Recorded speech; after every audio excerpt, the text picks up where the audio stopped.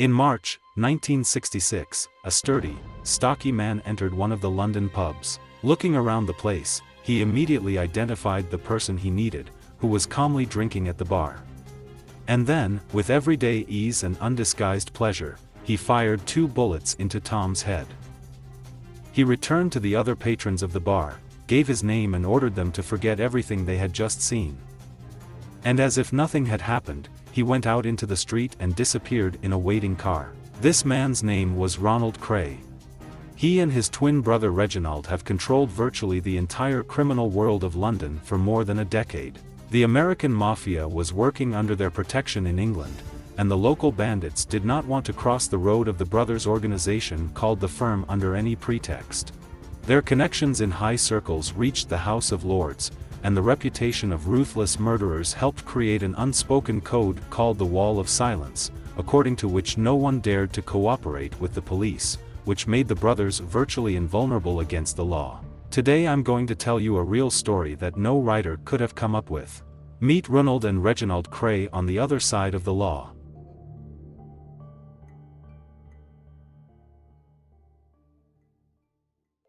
The twins were born on October 17, 1934 in the family of Violetta and Charles Cray. Their upbringing was mostly handled by their mother and her relatives. My father was a typical businessman who could not sit still and was constantly on the move, buying and selling various goods. He rarely appeared at home, but he provided for the family regularly, so that Violetta and her children, although she did not live like a lady sovereign, nevertheless had a roof over her head and means of livelihood. The neighborhood where the brothers spent their childhood was called the East End. It was not distinguished by luxury and wealth and was a typical working-class area in which the Queen's power listened only to the law of force. The men in the stand in most cases had only 3 ways: either to work hard at a legal job, or to devote yourself to boxing training and hope to get out of the people in this way, which many people did by the way, or to head into illegal affairs. Villain was considered the highest step in the criminal hierarchy of the stand, which literally means villain. The villains were strong men who built their authority through numerous fights, at the same time earning money on the so-called protection of small traders. Simply put, they were commanders who were constantly fighting, either defending their territories or trying to win back new ones. In part, it was similar to what Martin Scorsese demonstrated in his film Gang of New York. This way of life of the stand has existed for more than a dozen years, and the twins grew up on their father's stories about the villains of the past, and also saw the villains of the present themselves. Their paternal grandfather was a great street fighter and was nicknamed Crazy Jimmy Cray.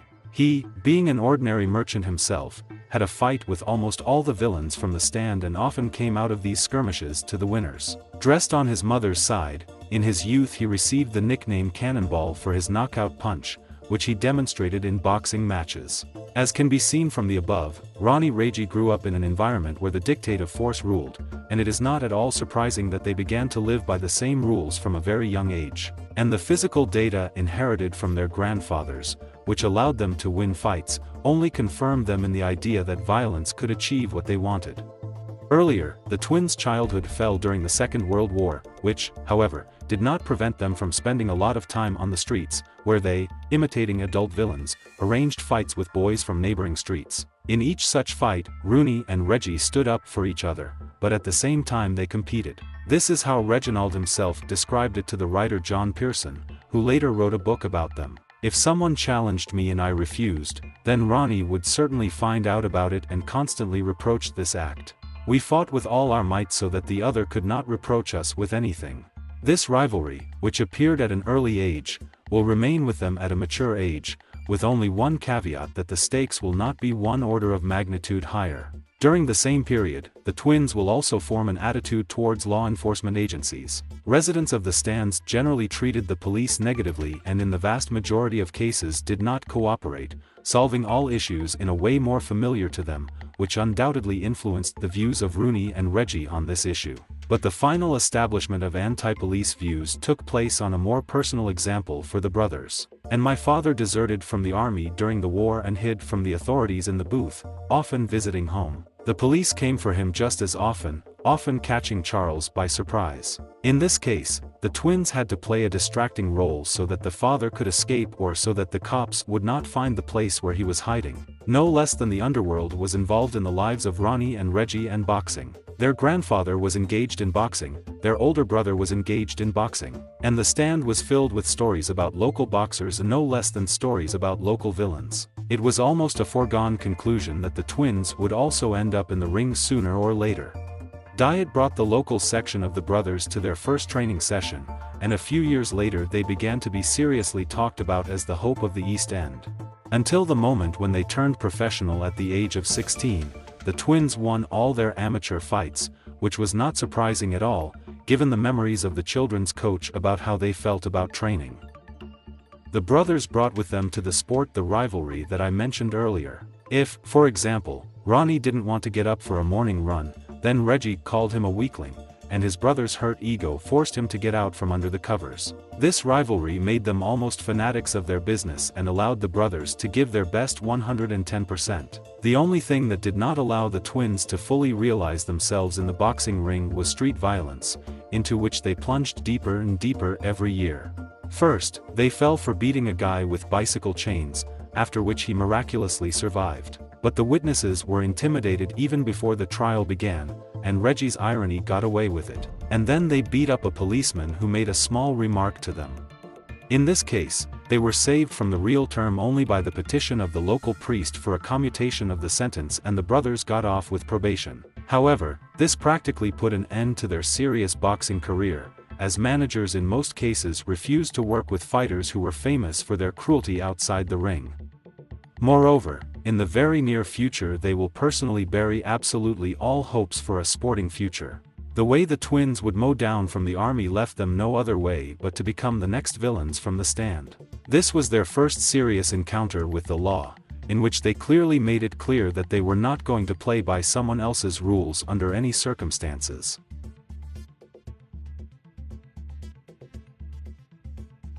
The story of the army service, which more resembled a crime comedy than the actual events that took place, began with the twins in March of 1952, when they were called up to serve in the London part of the Royal Riflemen. On the very first day, the brothers did not particularly like the military drill and, having beaten the officer attached to their company, they voluntarily left the location of the unit, after which they returned home as if nothing had happened. The police found the twins sleeping peacefully in their beds the next morning and returned them to the location of the unit.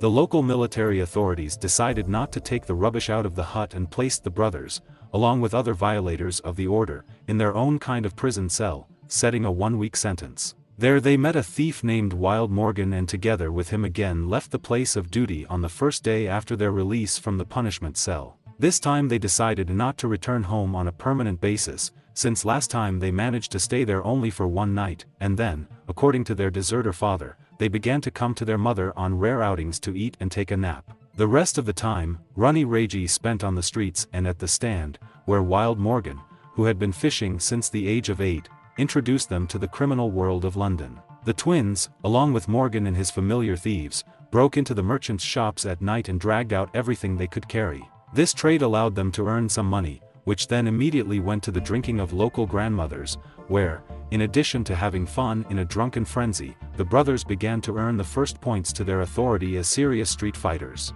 Before that, they were known only as promising young boxers. Now these 18-year-old boys had come to the circles of hardened villains and the stand and were ready to accept a challenge from anyone who dared to throw it. The riotous life lasted for several months and was interrupted by a constable who identified them on the street. The twins were returned to the unit again and thrown into the punishment cell they knew. And then, it all happened again. Escape, capture, punishment cell. And then again, and more than a dozen times. In the end, during the first year of their alleged service, the Grey brothers always got so tired that they were first put in a real prison for a month for resisting arrest, and then transferred to a military unit in Canberra, where they were kept in a local punishment cell awaiting a military tribunal. And here begins the most interesting part of the army history of the Grey brothers, where the twins, either from idleness, or for some other reason, decided to play Charles Bronson with their guards. It all started quite innocuously. As a sign of some ephemeral and understandable only to the twins' protest, Ronald shaved only one half of his face and refused to eat. But then some kind of theater of absurdity and violence began. They threw food along with dishes against the walls, took off all their clothes and tore them into small pieces along with bedding, at the same time constantly shouting something and banging on the walls of the cell bars. And any guard who tried to enter their cell and calm the violent prisoners, certainly faced the fists of two well-trained boxers. They put a bucket on one guard's head and knocked on it until the poor guy was pulled out of his cell by his colleagues. The other came too close to the bars, and he was handcuffed to the book by his own handcuffs. Another warden, who believed in his strength, was tied to a post with his own belt. And while his colleagues were rushing to his aid, Rooney and Reggie managed to spread newspapers around the guard, set them on fire and performed an impromptu ritual dance, as if offering a sacrifice. They got everyone there so much that the guards agreed to take them to a local bar and buy them a drink, if only they would calm down already. The peak of all this madness was the escape, the purpose of which was to get to the Easter dinner at their mother's house. In the course of a carefully planned plan, the brothers and two other prisoners stole the keys to the cell, got out of there, beat the twice superior guards and escaped from the territory of the military unit in a pre-prepared car. The only catch was that a man on the loose stole a car for them, in which there was only enough gasoline half the way. So the would-be fugitives could not enjoy the delicious phenomena of their mother, but were captured and returned back to custody. This act was the last straw for the military department, and the tribunal was postponed urgently and took place almost immediately after their capture. During the trial, Ronald and Reginald Cray were sentenced to a ridiculous 9 months in prison for their antics, and also officially dismissed from military service. This decision suited both countries.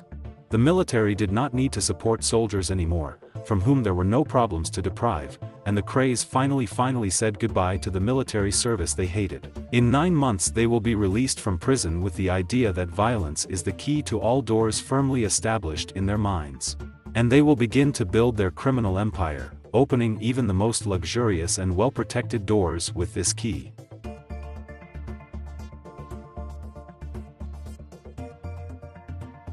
The 9-month term in prison, according to the authorities, was supposed to be a punishment for the twins for their behavior, but in fact it served the brothers in a diametrically opposite way. Firstly, they regained their physical form, which they lost in constant running, and secondly, they got more than a dozen new criminal acquaintances. Cray came out of prison, ready to immediately join the ongoing clashes of local gangs and win their place in the criminal world and stand. The petty theft in which they participated together with the wild organ during their army period did not suit the twins. Such a trade brought too little money and it was easy to get caught on it. The Edge decided that they needed an enterprise that would bring a steady income and help to declare themselves. And soon the twins' gaze fell on a rundown billiard hall that had long outlived its best days. The establishment, called Regal, was a bar with 14 billiard tables, the main visitors of which were local bandits who came there to get drunk, fight, and cut off more money from the manager. It was not clear why this place continued to exist at all. No one in their right mind would want to run it.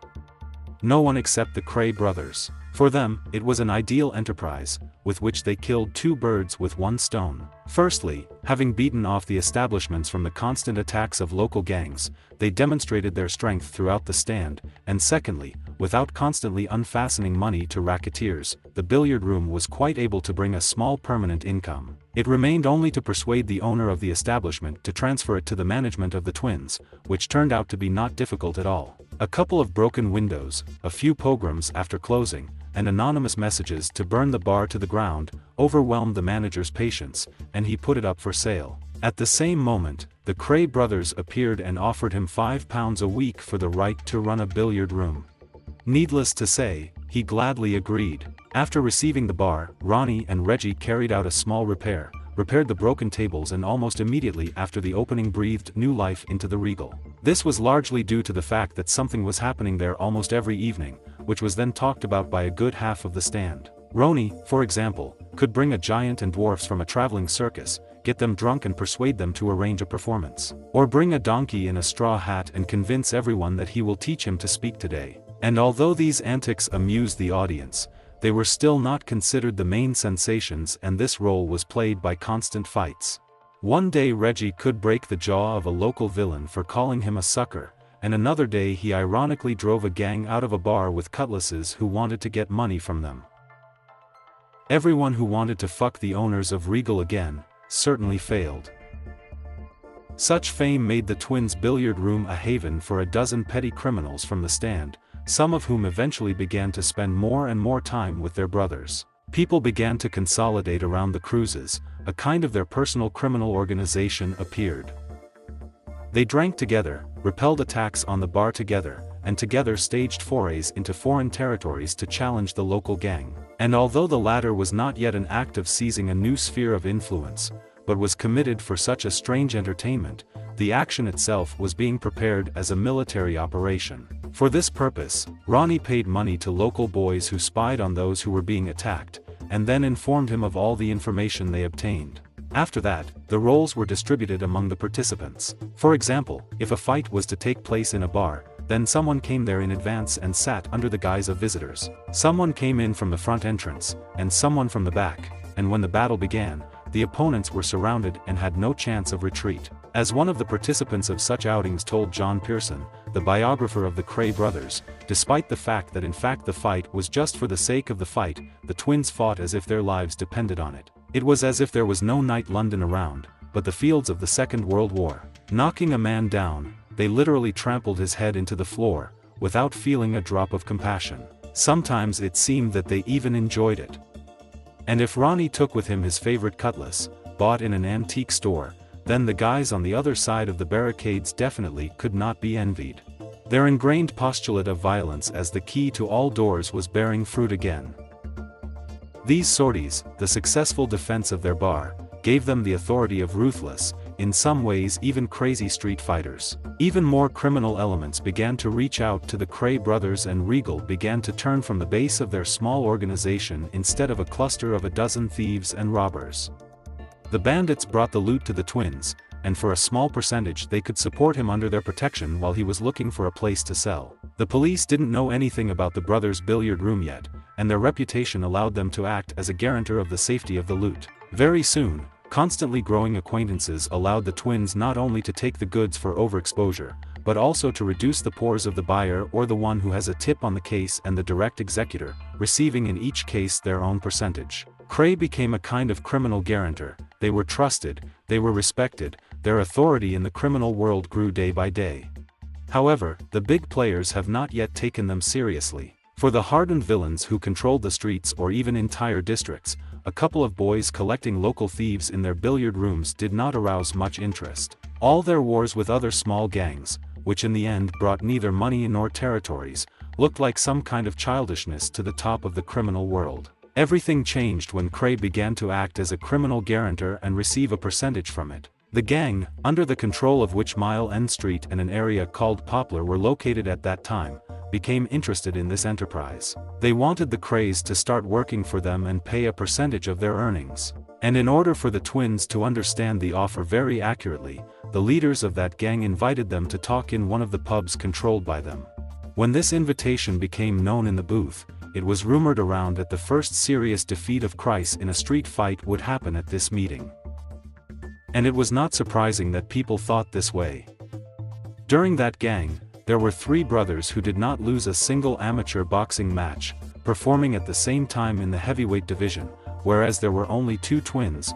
They were inferior on average, and in addition they lost in height to those guys by 10 centimeters. Imagine the surprise of the criminal community when, after the meeting, news came that the Cray brothers did not just emerge victorious from this fight, but beat their opponents so that one of them almost went to the next world.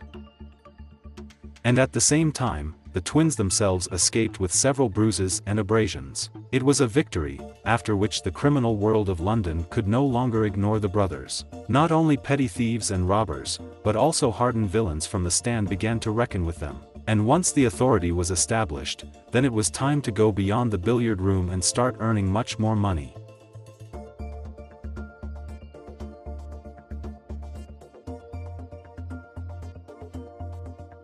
Having won that fight, Rooney and Reggie got themselves a territory controlled by defeated rivals, and with it dozens of points that paid weekly for what is commonly called a roof in our country. In the stand of that time, it was self-evident that a villain who controls a certain territory receives a small percentage from all enterprises in this territory for protection from small hooligans. And if we consider that the people in the stand did not particularly favor the police, and there were a whole scattering of small gangs, then such protection was beneficial not only to racketeers, but also to their victims. They were able to work quietly for a few pounds a week. The Christ brothers began to receive payments from all over. If you own a pub, you pay the twins. If you sell fruit, you pay the twins. Keep an illegal gambling club or a bookmaker's office, again, pay the twins. If earlier they received interest from thieves on condition of assistance, now it was enough that the thefts or robberies occurred on their territory. So if stolen, breed twins, robbed, breed twins. Pulled off a scam, I think you know what to do. And also I think you understand what will happen if you suddenly decide not to pay. In their 20s, Ronnie and Reggie earned many times more than the vast majority of the booth. They had nice clothes, expensive jewelry and their own cars. Ronald even got his own personal barber, who cut his hair exclusively. But this was not enough for the twins, their territory was extremely small. In order to expand their sphere of influence, the brothers needed to throw off the throne two villains who controlled not only most of the booth, but also divided the rich in the booth among themselves. These crime kings were named Jack Spot and Billy Hill. Gangs have been under their leadership for 10 years, working without entering into open conflicts. Both leaders preferred to solve serious issues by negotiating, rather than using all the guns. But by 1955, it began to appear that such a long world was about to collapse. Hill became extremely suspicious over the years and saw betrayal everywhere, and Spot considered him to have gone because of this and was afraid of an attack. That is why Jack Spot Sama personally came to the Cray brothers and invited them to go with him to the annual horse race in Epsom, where all the high criminal society of London gathered. So he wanted to lure them to his side, so that in the event of an open conflict, he would have one of the strongest groups and a stand as allies. The twins accepted the invitation, but were not going to play by the rules of the Spot. If the old gangster wanted to use the brothers as a deterrent from the gang war, showing that he had got the most frostbitten group from the stand in an ally and thereby equalized the chances of a possible victory, then on the contrary, the cruisers wanted to unleash the largest gang conflict in London on behalf of Spot and, during street battles, first destroy opponents, and then crush them nominal allies. However, the Hill Spots did not allow themselves to be outplayed. The conflict between them lasted a year and was limited to minor skirmishes, which were nullified each time by the old gangsters. They did not want a war, because they understood that both would lose money because of it. In the end, tired of the current situation, in 1956, both gangsters retired, leaving the criminal world of London in a fragmented state. And the twins' plan for a full-scale gang war failed. Now it was impossible to push the two strongest factions together, and challenging all the gangs at the same time was too much even by the standards of the Cray brothers. From a lightning blitzkrieg, the conquest of the criminal throne turned into a trench war for the twins. Fights and shootouts have become commonplace for the company's people. They then repelled the attacks of another gang, setting up an outpost from their billiard room, then they themselves attacked the bandits who crossed the road of the organization. Ronald liked this kind of life the most. He was constantly planning an attack and buying new weapons, recruiting new fighters and expanding his network of underage spies. People in the organization even called him Colonel for this. And he more than lived up to his nickname. Ronnie had lost in no conflict and was beginning to feel invulnerable. What happened to him at the end of 1956, when the police stopped him in a car with a whole arsenal of weapons, among which was a knife, which a couple of days ago had seriously injured a man. Subsequently, the victim will identify Ronald as the attacker and send the colonel to prison for 3 years with his testimony. This imprisonment will separate the twins for the first time for such a long time, and will also clearly show how mentally different two seemingly indistinguishable people can be. A couple of months after Ronnie ended up in a prison cell, the clashes with other gangs gradually came to naught. There was no longer a colonel who was always eager to fight. It turned out that all this craving for violence for the sake of violence came from only one brother, and the second, as in childhood, just did not want to be a weakling in his eyes. It may sound silly, but apart from the influence of one brother on another, it is impossible to explain the changes that have occurred. And there were changes and they were obvious. Reggie resorted to force less, and negotiated and made alliances more. The stopped bloodshed freed up extra money and free time for Reginald, which he could spend on expanding the business. Together with his older brother Charlie, they bought several women, opened their own gambling club and organized their own betting shop. Reggie redirected the income that the company received from the racket into a legal or semi-legal channel, creating new profitable enterprises, the crown of which was a nightclub called 2R. Reginald created the first elite club from the stand from this institution. Local hooligans and troublemakers were not allowed into it, and inside everything was done according to the canons of the best clubs of the rich stand. So very soon various representatives of high society were drawn there, many of whom were not averse to making acquaintance with the successful owner of a famous club. During those couple of years while Ronnie was in prison, Reggie, without realizing it, took a very important step on the path of their criminal ascent. He made his first connections in high circles. Without this tool, an attempt to spread its influence in the fashionable areas of London would certainly have failed. This and the stand could be subdued by brute force alone. A comprehensive approach was needed at the stand, in which connections played an important role, and Reggie already had everything to fully begin spreading his influence there. He planned to open several illegal gambling clubs in the stand, which, as his new acquaintances told him in secret, would soon become legal. The firm under his leadership increasingly resembled a legal enterprise and in a few years would certainly begin to bring its owners a good passive income, allowing them to never participate in street fights again. However, a colonel was about to be released, who was not satisfied with this development of events. While Reggie was running a business on the outside and enjoying life, Ronnie was trying to cope with his own demons in the dungeons. And at first everything was fine. He was put in a high-security prison near London, and where Reggie and the guys from the firm often came to him. The people there were from the same world as Ronnie, so he felt like a fish in water and even made a new friend. Everything changed when the colonel was transferred to a less strict prison for good behavior. Firstly, it was located much further from London and Reggie could no longer visit him often. And secondly, the prisoners there were not hardened criminals and stayed away from him. Ronnie was alone for the first time in his life. Gradually, he began to withdraw into himself, stopped talking to other people, did not write letters to his family and did not read books. He was constantly in suspense, as if expecting an attack. And for the same reason, he stopped taking food, telling the warden that it was poisoned. He did not sleep at night and sat for hours in front of the mirror, as if trying to figure out who he sees in the reflection. This behavior alerted the prison administration, and they established constant surveillance of the colonel, which was the last straw that led to a nervous breakdown. He rushed at the guards watching him, shouting that they would not be able to kill him. In the shortest possible time, Ronnie was transferred to the psychiatric ward of Winchester Prison, from where his mother received an official letter 3 days later. "Your son Ronald Cray has been declared insane." A more accurate diagnosis, which sounded like paranoid schizophrenia, was given to him at the Long Grove Psychiatric Hospital. After learning about this, Reggie did not believe the doctor's words. It seemed to him that his brother was just fooling around, just as they did during the army period in Canberra. Therefore, he could not leave Ronnie in a mental hospital and organized an escape.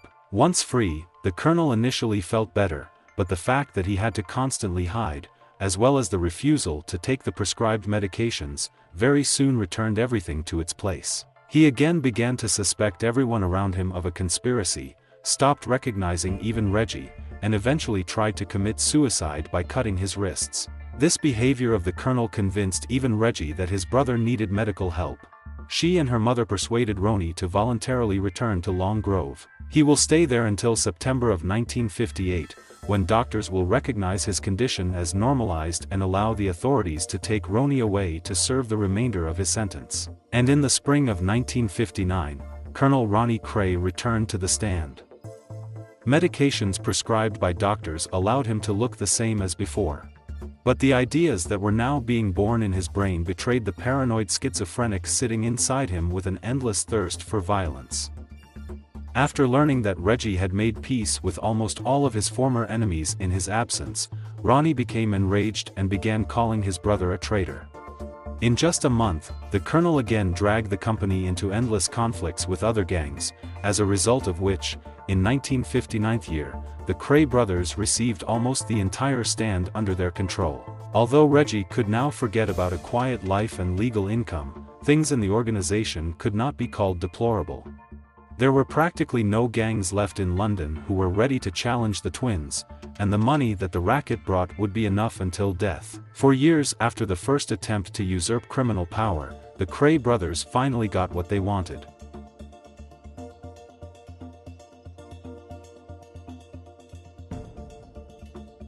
The golden time of the Cray brothers was marked by the acquisition of one of the best gambling establishments in London in the 60s called the Emerald Barn.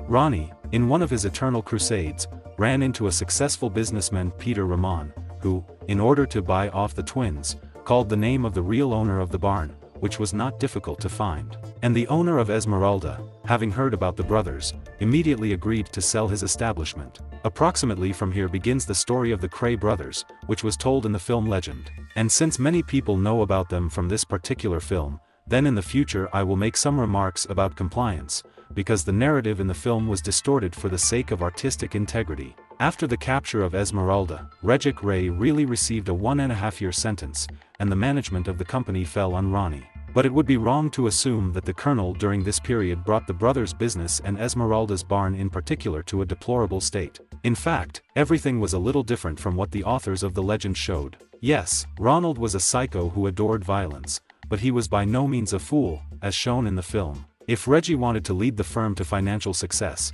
then Ronnie was only interested in power. Therefore, it is not surprising that the business in Reginald's absence began to incur monetary losses. But at the same time, the colonel managed to consolidate the influence of the twins both on the streets and in high circles. The decline of the Esmeralda barn was actually due not to the fact that Ronnie scared away all the visitors with his behavior, but to the fact that he began to give out too many loans. The institution could not complain about the number of players, but only units paid for lost bets at once. From a respectable club, Esmeralda has turned into a gathering of gamblers and bandits who constantly owe Ronnie to Ray. The colonel liked that dozens of people owed him. When things got really bad for the club, the guys from the firm beat out gambling debts from particularly malicious defaulters. It was a special form of entertainment that Ronnie Cray invented himself. But even if the colonel destroyed all the legal earnings of the company with his amusements, the brothers would always have a Radget in the stand.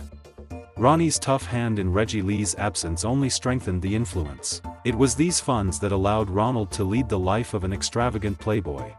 By this time, he openly admitted his homosexuality and began to appear in public with his boys. The colonel had another passion besides the love of violence. He liked to be the center of attention. Ronnie went to the best restaurants and clubs in London, poured money and willingly accepted the communication of the upper class. And his open homosexuality allowed him to make dozens of acquaintances with fellow interests, some of whom even sat in the House of Lords. So when Reggie got out of prison, he saw in front of him rather than a broken trough, but the ruins of the legal part of the business he had built, on which there were opportunities for the construction of a much larger project, which he immediately started. The balance was returned to the firm again. Ronnie Ean wanted more and more power and violence, and Reggie Yen understood how to turn increasing power into money.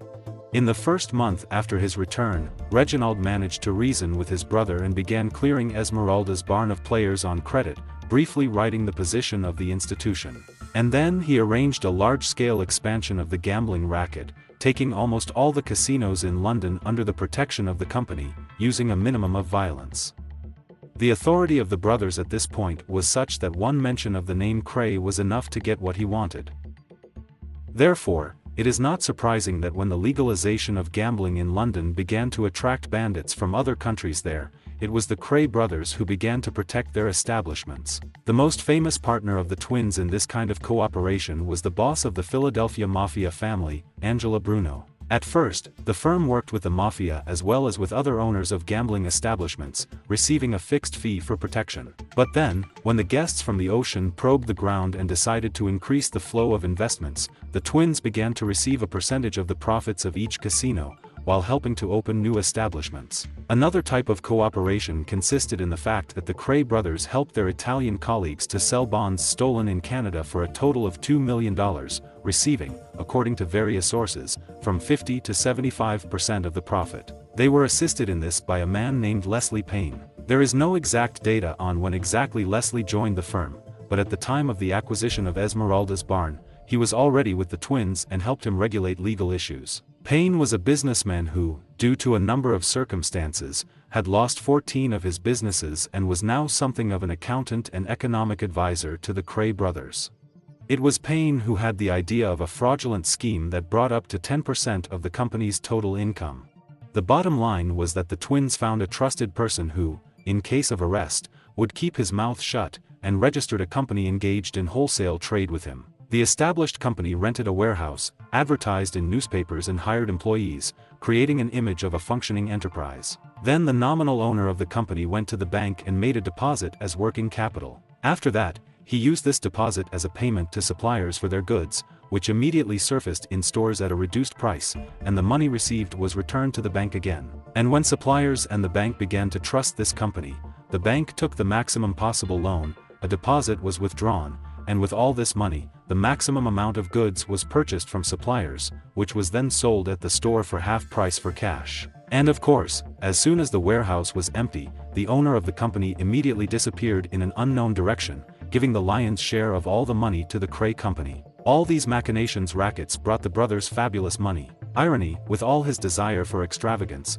could not spend everything. Regis once again began to realize his dream of turning the business into a legal channel. He and Payne, laundering money through mining establishments and clubs, then invested them in the purchase of pubs, the opening of new casinos and betting shops, nightclubs and other legitimate businesses. The most significant are the acquisition of Kentucky and Cambridge Rooms nightclubs. The openings of both establishments were accompanied by noisy parties attended by all the high society of London, who did not disdain to communicate with the twins even outside the opening of the clubs. Being among famous actors, singers, boxers and even politicians, the brothers of the Edge could not avoid publicity. For the mass public, they were successful businessmen, and if there was an opinion somewhere that the twins were not exactly law-abiding citizens, then they immediately went deaf under the hail of donations that Ronnie and Reggie made on a regular basis. They gave money to shelters and hospitals, supported nursing homes and schools. If you read the newspapers of those years, you might get the impression that the Cray brothers are almost holy people. And they were happy to support this opinion, which was not shaken even after the public scandal in which the Chairman of Parliament, Lord Boothby, was accused of homosexual relations with Ronald Cray. It is worth saying that at that time such an accusation could have threatened a real prison term. The essence of the matter was that in 1964, a distinctive article was published in the newspaper Sandoy Mirror, which later turned out to be the pure truth, accusing Lord Budby and Ronald Cray of an obscene affair. And a few weeks later, an open letter from Lord Budby appeared in the Times newspaper, where, having pretty much falsified the facts, he smashed Sandoy Mirror's theses and threatened with a libel suit if they did not provide weighty evidence of their words. And since the journalists had no evidence, they had to issue an article with an apology, take back all their words and embody Bubby £40,000, as well as stop all their journalistic investigations related to the criminal activities of the brothers, because of the danger of legal consequences, as the continuation of attacks on Ronnie after a public apology to it could cause no less hype, and the lack of serious evidence would again make the newspaper pay a lot of money for libel. Almost immediately after this scandal, another attack was made on Cray, this time coming not from journalists, but from law enforcement agencies. It was extremely difficult for the brothers to get close to the overgrown connections from a legal point of view, but police officer Nipper Reid almost succeeded. He found a man named Hugh McCowan, who was willing to testify against the twins that they demanded from him 50% of the profits of his club, which was confirmed by the content of a man of the Cray brothers named Teddy Smith, who organized a pogrom at the McCowan Club. Ronald and Reginald were immediately taken into custody, but Reid could not even imagine what kind of opposition he would face. Firstly, the brothers hired the best criminal lawyers in London. Secondly, they filed a petition to the House of Lords for bail, which they were denied, and which was strongly supported at the hearing by Lord Boothby. And thirdly, several jurors were bribed. And since at that time in England, one vote against in the jury meant a retrial of the case, it gave time for the private detective hired by the brothers to find out that McCowan had been in several cases as a police informant, because of which he was an unreliable witness. Therefore, the retrial was completed with the complete acquittal of the twins. Well, as the cherry on the cake was the fact that an angry Nipper Reid fell into the brothers' party about the acquittal to look into the eyes of the scoundrels who had escaped from him. Of course, he looked them in the eye, but then he was immediately transferred to another duty station, as dozens of letters began to arrive at Scotland Yard that Reid had been spotted at a party with the Cray brothers. Needless to say, the letters came from the twins themselves? After the previously described success of the brothers on all fronts, you might have a logical question. And what was Ronnie doing at that time? Did Reggie manage to calm down his crazy brother? Was he just enjoying life all this time? Yes and no. He certainly enjoyed life to the fullest, but paranoid moods and a thirst for violence have not gone away. At one time, everything could suit him, and he even helped his brother in business matters. And then there was a sharp change of mood, and he could leave for a couple of months to live in a van in the middle of the forest, or seriously going to go to the Congo in search of ancient treasures. He even wanted to create the largest hit squad in the history of criminal organizations and coordinate its actions around the world. And although after a while this idea left his brain as well as many others, Ronnie was still engaged in expanding his army of fighters. If earlier it was limited to guys from London, now people came from all over the UK. All the recruits, in addition to criminal fishing, Ronnie also found legal work, which made it difficult for the police to identify new gang members. In parallel with the army of fighters, the Colonel's network of spies has grown, which has turned from a bunch of local boys into dozens of petty criminals, bartenders, taxi drivers, and other people who hear a lot around. If someone had valuable information, Ronnie was happy to buy it. Anyone who did not want to participate in the affairs of the company, but wanted the favor of the brothers, was happy to share everything he heard with the Colonel. The only problem was that Ronnie had nowhere to use his ever-expanding army. There were no gangs left in London who were ready to enter into a full-scale war with the twins. All Ronald had to be content with were minor conflicts. Someone got into a fight in a bar with members of the firm or spoke unflatteringly about the brothers. The Colonel, upon learning this, immediately launched an operation to find such an audacious scoundrel, and then personally punished him. Usually such an inquisition consisted of beatings and stab wounds, without reaching a full-fledged murder. The first in a long time who allowed Ronnie to go beyond the petty showdowns and get a taste of a full-fledged gang war again was the Richardson Group. There were several reasons for this conflict at once. The first is personal dislike. There were several members of the Richardson gang with whom Ronnie had old scores. This is Frankie Fraser, who has been at odds with his brothers since the conflict with Sweat and Hill, and has remained alive until now only thanks to a prison sentence. And George Cornell, who had previously been a member of a gang broken up by the twins called the Pimp Street Boys, and now often publicly spoke negatively about Ronnie's sexual orientation. The second reason was that the Richardsons began to expand their businesses towards the territory of the twins, which caused an economic conflict of interest.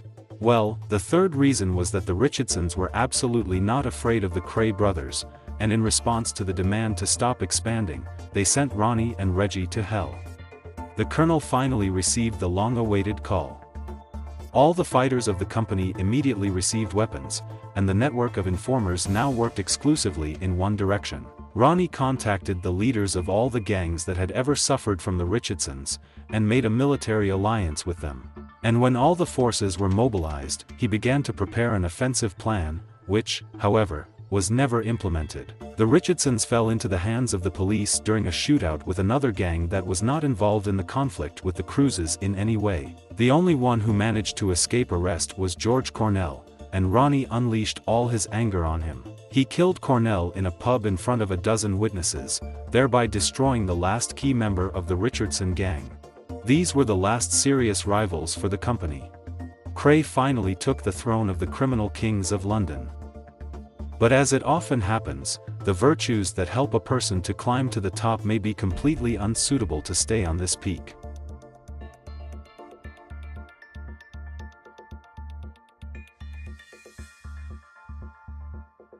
The murder of Cornell was such a high-profile event that even the twins themselves doubted that they would be able to escape punishment.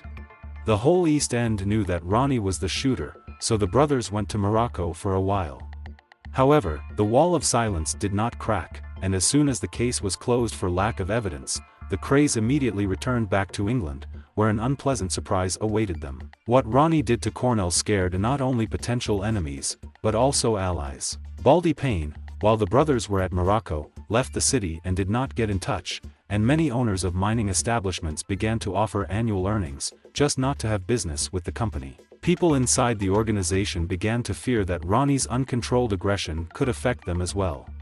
The twins wanted to correct their authority, first of all in front of their people, with the demonstrative escape of Ronnie's prison friend Frank Mitchell, nicknamed the Mad Lumberjack. Mitchell was serving time without a definite release date, and this escape was a way to draw attention to him so that the authorities finally set an exact date.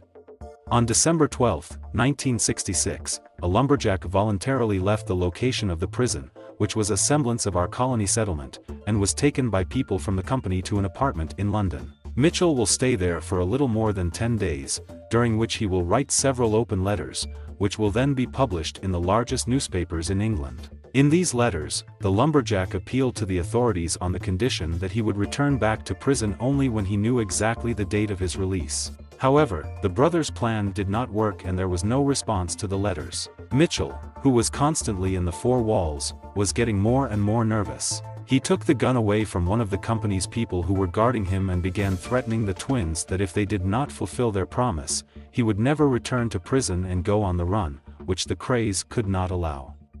And as a result, the plan, which begins as the restoration of authority, led only to its deterioration. On December 24, 1966, Frank Mitchell was taken away from his London apartment in an unknown direction, after which no one saw him again.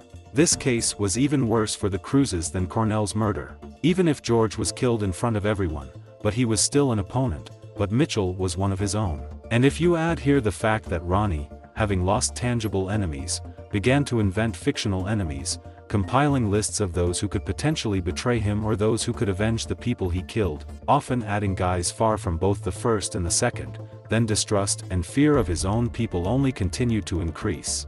Problems within the company were also added to the troubles in Reggie's personal life. In general, the relationship between Reggie and Frances, on which a big bet is made in almost all films about twins, actually fits into several sentences. The girl fell in love with a bandit who did not show the inner kitchen of his business during the courtship. And when the true face of the beloved was revealed after the wedding, the girl could not stand all the madness going on around. And since after a dozen attempts to leave her husband, nothing came of it, she became depressed from dissatisfaction with her life and committed suicide. If you look at how Reggie experienced this event, then most likely he had really strong feelings for her. Immediately after the funeral, he went into a deep binge and became no less explosive and unpredictable than Ronnie. A couple of times he tried to kill Frances's brother for allegedly turning her against him, but each time he changed his mind at the last moment. In a drunken row, he began to listen more and more to Ronnie's crazy ideas and once almost killed an innocent man, whom the colonel had slandered in a bad attitude towards Frances. Wherever Reggie appeared, something was bound to happen. He could have shot a man in the leg for nothing, cut his face with a knife or beat him half to death. Pouring alcohol into grief, Reggie became an exact copy of his psychopathic brother, which caused the company to slide even more into endless violence, resulting in another landmark murder. The victim was one of the militants of the company, Jack McVitie, nicknamed the Hat. Jack has been working with the twins for a long time and has done a lot of dirty work for them. His only drawback was drunkenness, during which he was completely unaware of himself and did crazy things. But McVitie liked Reggie and that's why he got away with everything. Right up to the moment when he fell into one of the twin pubs with a shotgun at the ready, threatening to kill the brothers. The news reached Ronnie the very next day, and it could be assumed that McVitie's fate was already sealed from that moment on.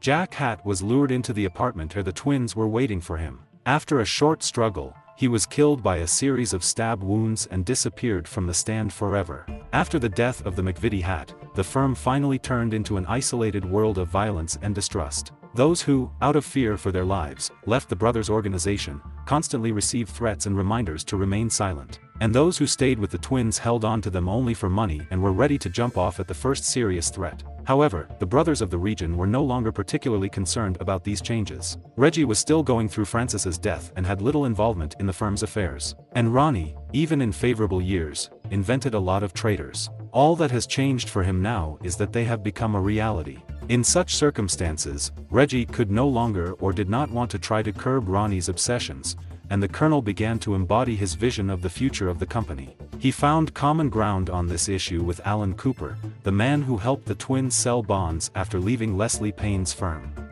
Cooper was an extremely murky businessman. Officially, he was the owner of a private bank, and in the criminal world he was known as a smuggler who helped transport gold to the Far East, as well as involved in some arms deals. Cooper warmly supported Irony's ideas for expanding the firm's business on a global scale. He promised to bring him together with suppliers of weapons and drugs, describing in colors how much money it would bring and how much it would increase the power of the twins. In confirmation of his words, he even took Ronnie to Paris and New York, where he introduced him to local bandits. All this gave the feeling that things were actually not as bad as they might seem. But this feeling was false, as the increased violence began to attract the close attention of Scotland Yard to the twins, who organized a secret investigation, headed by Nipper Read, a man who at one time got closest to the brothers. This time Read was supported by the higher authorities, who were ready to provide him with all-round support. Nipper took advantage of this and set two conditions. First, he types the team himself. Secondly, only the top management should know about the investigation at Scotland Yard. His group of 14 people was placed in a separate room, where they were officially investigating corruption in the police. The first thing Read did was go through the former members of the firm. And although this act did not bring any direct results, and besides completely revealed the entire secrecy of the operation, indirect influence allowed Nipper to get one of the most important witnesses. The rumor about Read's return spread around the stand at breakneck speed and reached Leslie Payne, who was assassinated by the brothers after his departure from the firm. Payne contacted Nipper himself and told him everything he knew about the activities of the Cray brothers. Read had dozens of names of people involved in the firm, as well as hundreds of names of those who suffered from the activities of the twins. The problem was that the people who testified flatly refused to confirm them in court until the brothers had the slightest chance to take revenge on them. And Nipper had to document all the witnesses that their names would not appear in the case until the rats and their accomplices were behind bars. He needed serious charges against the brothers, which would allow them to be isolated behind bars, and then include dozens of testimony on other charges in the case.